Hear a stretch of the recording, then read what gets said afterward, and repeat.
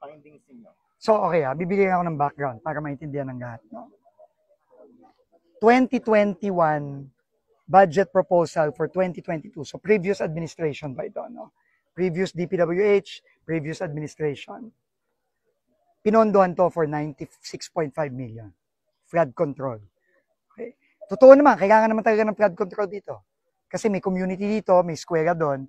So, ang sinabi ng community, talagang pag tumataas yung tubig dito, especially during the rainy season, binabaha sila. Okay. Pinondohan for 2022 budget, 2021. Okay. 2021, nagsimula na silang mag-procure, nagpa-bid na sila. Early procurement yon. Ang nanalo, St. Timothy. Yung sinasabi niyang si Romando, yun yung dami ni Diskaya. Okay, inamin na naman ni Diskaya yon sa Blue Ribbon. St. Timothy, ito din yung nakita natin sa Bulacan, ito din yung nakita natin sa Mindoro. Okay. 2022, January, in-award niya. At nagsimula kuno sila nung 2022. No, nung January 2022. Okay. October, nakalagay sa record, tapos na daw yung project. Anong taon yun? 2022 din. Okay? Kasi yun ang timeline.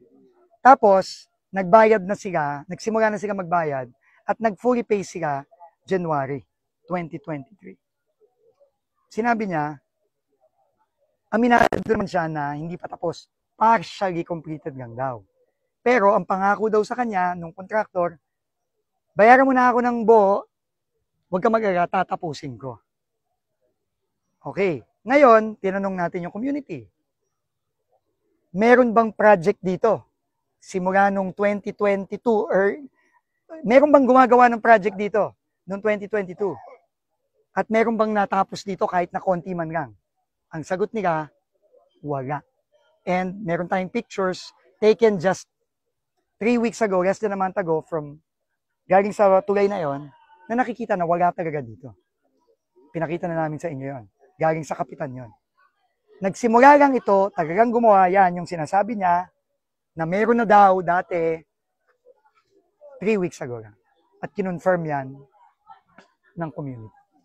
So ito ay ghost project na nasimulan, napondohan ng previous administration at nag-carry over na lang ngayon, noong 2022.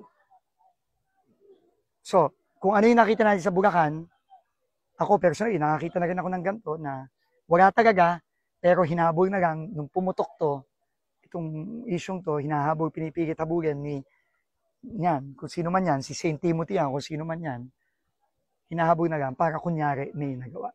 Pero wala, ghost project talaga. At ito, papakasuhan na namin yung DE na yan. At kung magsabi siya kung sino pa ang mga involved dito, na ngayon ayaw pa niyang umamin, siguro natatakot siya, lahat yan makakasuhan. And sigurado kulong dito. Kulong to. And the records will show that they paid for a ghost project.